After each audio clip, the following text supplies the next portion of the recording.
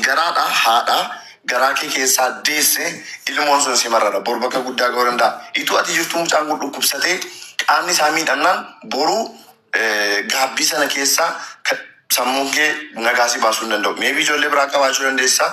Ijoollee shammiti ijoollee 20 qabaatu tokko keessaa hir'annaan hammam akka sitti hir'atu si isa garaa keessaa jedhee ciniinfatee deetu beeka. Kanaaf amma gara furmaataatti deemuufi please obboleettii kiyya qaalii hojiirra hin jiretti itti gaaffii si gaafadhu kana naa deebisi. Mucaa kanatti dhaabdee yoomi erga ni jaartii fuudhee immoo si arrabseeti moo sababni maali kana jedhi natti miti sirraan. Isin jedhame bari ani birrii irraa dhaabuun koo guyyaa 10 qofan irra dabarsee birrii itti ergaa tanan ture kinoo risiitii tokkummaatti ergee tanan jira kan kaleessaallee kan ji'a ramadaana keessaallee kan ramadaana boodaallee kan maqaa namaatiin irra galchellee inni mana hidhaa wayii rakkoo wayiitiin mana hidhaa seenee jennaan mana hidhaa keessaallee 54,000 kaffalee tan ramadaana guyyaa 25 jechuu risiitii isiniifan erga mana hidhaa keessaa isa baasisee jechuudha. Har'a namicha akka safaan guutee dhufee asitti na himatu jechuudha. Lammata irratti immoo ijoollee koo immoo dheengadda sitti hime sababni ani guyyaa 10 kana birrii irraa dhaabee fi sababa inni maatii kiyya miidiyaa irratti deemee sagalee hin taane irratti haadha too qabu haadha kiyya abbaa du'ee jiru too qabu innillee abbaa du'ee jiru boolla keessaa fuudhee galabbatee miidiyaa irratti ittiin deemaa ture. Sababni ani birrii guyyaa 10 kanarraa kuteef kanaaf ijoolleen immoo dhaqanii miyootii qabadhuuti isaan gaafadha naa eegi. Qaalid miyootii irraa gaafadhu gaaffiis gaafadhaan. Abeet. Ilaa amma dubbasutti abdii waa tokko gurra si buufachuu barbaade waan ifanaan taane.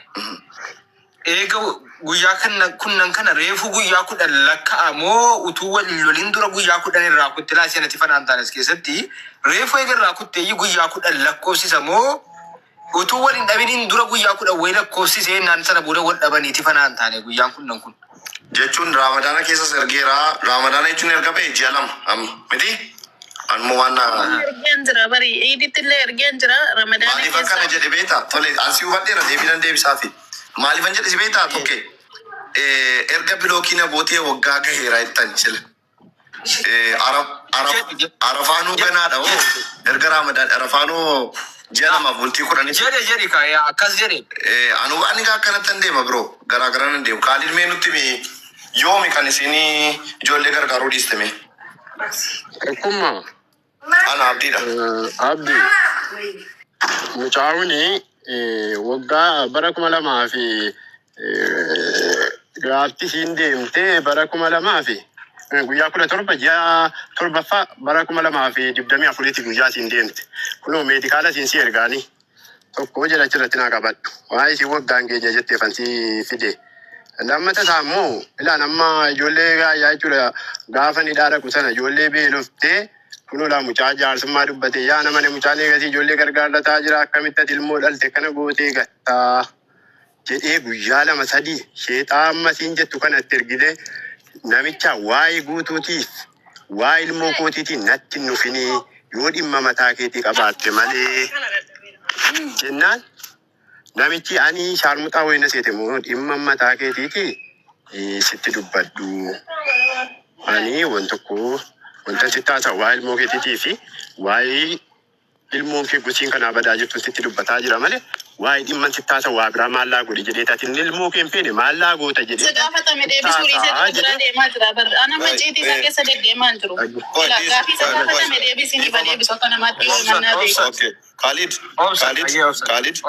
dhiifama guddaa wajjin sirrii jette siinii asitti sirriirma jette laa maaliif yoomi kan isiin deeggarsa ijoollee ofii gargaaru birrii ji'a 6 natti ergitee birrii waggaa 2 guuttee birrii ji'a 6 qoftee natti ergitee narraa dhaabdee koy naangalle naangalle roosii jedhu birrii ji'a 6 moo birrii ji'a 6 dura natti ergiteedha. Ela waggaa 2 guuttee tamma sigala birrii ji'a 6 yeroo natti ergitee turte. Kan jiru birrii ji'a 6 kan walitti qabame jechuudha. Lak birrii 42 birrii 36 natti ergaa turte. Sigalee birrii ji'a 6 wayii kan isin sitti erguu dhaabde hammam erga sitti erguu dhaabde? Waggaa tokkoof ji'a 4 siin jedhaa jira. Eesh raamadaana deeggardaa. Awwallolan. Deeggardaatti sitti hin ergine? Iidii deeggardaatti. Siifan ibsasa immoo silkiin bilookiidha natti dubbachuu hin dandeessu siin. Sigala kaleessa yoo ijoolleen boo'icha dhaga'anii ijoolleen kee du'aa jirti yaa qaaletti mucaan akka ijoollee dhiisee deemuun qabu akkamii akkana goota dhanii kaleessa jaartummaatti dubbanna birrii 1000 erginaanan lakki wallaahi an birrii kanan fuudhu ijoolleen Idiitti meeqa ergite? Idiitti ergiteetti moo ergine Khalid? idiitti moo amma sin ergite hin beeku ani meeqa fadduun natti hin dubbattu ani riisiitii sin agarree wanti sin natti dubbattu hin jiru birrii 900 wayii argeetan ture birrii 900 wayii naa ergiteetti isin immoo natti hin dubbanne natti hin dubbanne. Koiga naadee koiga sitti la Khalido sila sitti meeraan birrii 900 ta'u birrii 900 ta'u birrii isinoo erga bilookina gootee na ijoollee gargaaraa jirtu ijoolleen harkatti gattee erga jettee hoo gooteera birrii raamadaana darbe sitti erguu simaa nutti mul'idde. Dhagaa egaa akkasitti nimne natti ibsine siinii dhuftee si gala. Amma la maaliif akka si gaafate beektaa? Waa'ee lola amma reefan dhaga'anii birrii argame amma reefan dhagaa. Ma akkamitti tollaasati birriini akkaawuntii keerratti argalu meeseejiin siin galu? Meeseejiin naan galu. Ishi akkaawuntii keera biricha dhayitee nagarreeti? Ani birrii akkana ammatti birrii dhagaye akkaawuntiin lama wal irratti banamee jira jechuun sitti dhufee naannatti ilaaluu dandeessa. Haa meeseejiin naan galu. Maaliif kana si gaafate beektaa? Isinoo ijoollee qabdi ijoollee si naa jechuun naa ibsime. Meeseejiin na biran nuku ani immoo birrii akkaawuntii irraan qabaa si galee. Birritti hojii sittan hojjetadhaani loomiyaan nan hojjetadhe birrii akkaawuntii irraan galchadhaa dhaqee tan fuudha malee namni guyyaa gaafte kooriisiitii birrii ammanantii erge jedhee natti erge hin jiru. Si galee silkiin bilookiidha waan ta'eefi ani natti viisiitii Guutuu dandeessi. Koi tokkeeko sittan dabarsa yeroon barbaadu garuu koi Khalid. Guutuu dandeessi kanuma qofa barbaadu guutuu dandeessi. Okay, go deem abdi waan gaafadhe qaba. Ayyee deem abdi. Era Khalidoo kiyya ifa manaa godhi asila dallanee si ifa arrabseen ture ifa manaa fagootuu nan gaafadhaani. Ani waa'ee ijoollee qalliin beekan ilmoon dhiiraa rakkatee ijoollee ofii guddifata taanaan ana dhiiras abbaadhas haadhas badaan jaalla dhiira akkana kanaafis sin galateeffadhe garuu sababa tokkitti keessa buufteenna wallahi billahi hin milkooftu Khalid. Ana abdii geetaachoo jimmaan jira yoo jette qaamaanis ol argine sittaa soonaan danda'a. Garuu mucaan birrii si ergiteetti ta'ee ka'ee isiidhaan ilaa isiin si jibbuu dandeessi bara. Si faana adda ba'uu dandeessi si dhiisuu dandeessi mirga siidaattis fuuteerta waan ta'eef. Garuu ijoollee siitii birrii wayii ergiteetti taanaan birriin ergine meeqa ergite si gaafa jechuurra qaxxisaanuu deebisiitti rakkoo keessan dubbanna. Sitti maatan jira abdii. Ayyee. Ani waggaa tokko biyya afurii namantii fida bal nama si nama himataaltu kana bira dhaqee qaamantii fida aan birrii meeseejiin irratti hin galu siifa galu natti sin ergine siin natti sin himamne ani immoo birriin nan dalagadde akkaawuntii irratti walitti qabataa ture gala miti abdii kanaafuu mee namni siin guyyaa gaaf tokko birrii ergeeraa riisitii itti ergeeraa itti eenyu godheeraa jettee natti yoo dubbachiifte ta'e rakkoo tokko hin qabu. Namni maaliif sitti dubbata obboleessa kee qoyi? Abdii waan qattaa muraa tokko. Gaafadhu. Gaaffiidhaa siifan deebisu. Birrii namni sitti erguutti hin beektu waan akkaawuntii irraa baafte hanga yoo naatti hin qabdu jechuudha waan isin sitti ergite bakka waan. Jechuuni? Kee malee laal isa dalagattu loomiyaaf jiddii isa irraa baaftu isa keetiin yeroo tokko na hubadhu. Yeroo tokko na hubadhu. Isa dalagattu hin beekta loomiyaa kee waan bakkee irra galu miisejii waan sii dhufuuf hin beektu. Hanga yoo naan baafne jechuudha isa dalagattu baaftee moo waa bitti mala. Lakki an birrii siin natti ergite wanta baase tokko hin jiru birrii siin natti ergite meeseejii natti ergite ani immoo beekuu hin dandeenya. Eeshi dabalataan qarshii akkaawuntii irra jiru hin beektu. Beekuu hin danda'a wani immoo tuutiin birrii sitte qarshii akkaawuntii koolaaf jiru beeka. Eenyutu galchee jechuun bakkee birriin irra galee hin jiru gaafa beektu isumatti dalagatte qofa. Manaadis. Ani ilaaluu hin danda'u. Khalidoo. Silkittiin irratti akkaawuntiin hin jira ammaa dhaqee ilaaluu nan danda'a baasuu nan danda'a.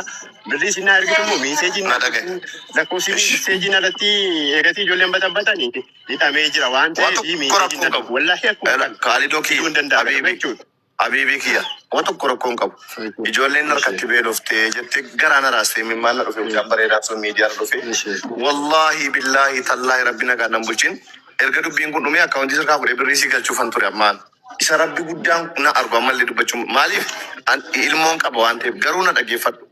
Wannan siin jedhu kuni wallaahi si fayyaduu malee si miidhuuf miti qabxii si gaddisiisuuf miti waan biraatiin miti wallaahi obboleettii keenya kanas baddaluun barbaadan. Asii isiis hin beeku wallaahi takkaas hin argis hin beeku garuu wanni ati sila jette ijoolleen harkatti gattee ijoolleen beelaan harkatti dhumaa jirti ijoollee kana gateen deema jette garuu isiin ji'a tokko dura yookaan iidiitti birrii ergite iidii jechuun immoo ji'a tokkoof guyyaa muraasa wayi guyyaa 20 guyyaa 20 wayi kana jechuun abdii waan itti dabalan agaafatta waan si dabala karaa keessoo waan innatti mate wayitii waa qabsiisee sitti maa mucaa kanaan jalqaba irratti intalaan dhugaan kee wati dubbatti malee hin argamu jedhee kaasiin itti maan ture kottu dubbadhoodhaa ture garuu isatti waan innatti mee tokko akkasiin illee hubattanuu fi gaafa natti immoo waggaa tokko na bilookteetti baddeetti narkaati ani hin argu tiiktookii namaatiin ilaala laayivii sessentii anaanna dhiibtee kutteetti daa'ima waan nyaachisu dhabee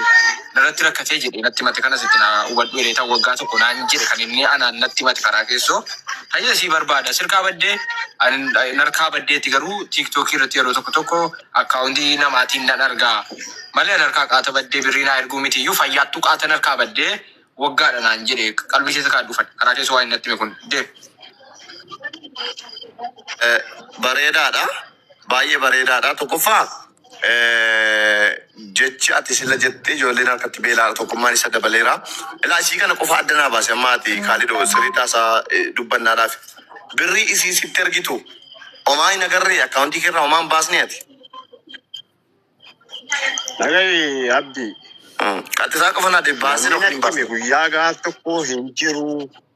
Namni sitti immoo dirqama miti biroo. Dubbatee beelee ammanan ergee naan hin jedhu. Akkamitti beeka wayi siiriidhaan isiin natti erge abaluun natti erge akkamitti beeka meeseejiin dhufu maqaan nan dhufu. Ma ati intirii miti kaa dhaggeeffatu baasitani ma ishi na dhaggeeffa ati tokkoffaa ati damoostanyaa miti waajjira mootummaa keessa na hojjettu damoonni ji'a siin galu tokko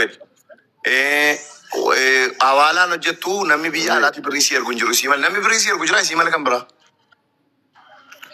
qabda nama si ergu. Naaf erga. Eenyuun si ergu? Eenyudha? Eenyuun? Obboleettiin achi qaba. Obboleettiin kee darasanii birrii meeqa sii galchite beekti kan dura meeqa sii galchite yoom sii galchite? Maqaan si obboleettiin isaa eenyu maqaan si eenyu obboleettiin nu dhiisan. Waa tokkitti walitti abdii maaliif karaa dheeraa deemu? Maalitti magurbaa kaatti dhoosee jedhe. Ambadaan turu qoy. Abdii. Obboleessa biyya Kaalid. Riisiitii saamma sitti arguu hin danda'a. Kaalid na dhaggeeffatu yeroo tokko. Abeet. Kaalid na dhagaye. Dhugaa waliin aduun daarii naannaan oolu barbaadaan oolu. Qalbiin nan beekaa natti himtu akkasii akkaawuntii irra galchitu nan beekaa jedha sagababa maaliif jedhe. Obboleettiin kee dhaggeeffatu na fichisiis. Obboleettiin kee isa ergitu namni biraa isa erguu nama maallaqa si erge sitti ma namni si erge namni tokko namni dhiisu hin jiru maallaqa si erge amma kanan si erge 5,000 yoo si erge 5,000 si erge 10 yoo si erge 10 si erge birrii 30 si erge namni birrii si erge callisu tokko hin jiru obboleettiin kee tokko ati akkaawuntii irratti loomii ati lagattaa guyyaa guyyaa dhattee pilaas godhaa irta idaa jirtaa jechuudha irratti si galee hin beekte maallaqa irra jiru. Kana jechuun ati maallaqni irratti dhufesi hin beekuu irra galchitee natti himne jechuudha maallaqni irra galeera.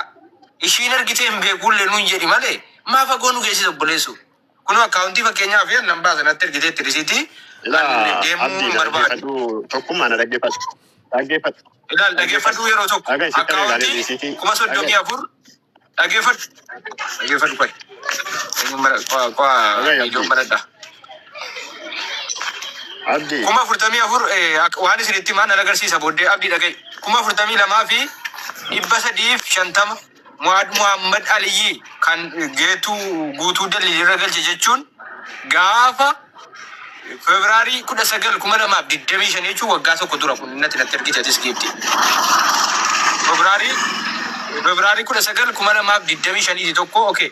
Abdii risiitis ni dubbisu moo haasaa dubbattu? Biroo dubbii bara argadheera garuu ani Itu nama sinar indalasiisin akka nama guddaatti akka nama barate tokkotti akka ilma Oromoo tokkotti dubbadhee dubbii kana qajeelchaattan deemaa garuu naa amanuu dide obboleessi koo Kaalid. Elaa Kaalidoo. Birrii Abdi assalamu alaikum. Yeroo tokko. Waalaikum assalam. Abdullah Shaafi. Fuuna gaasira ta'e. Nagaadha miti. Jira alhamdulillah.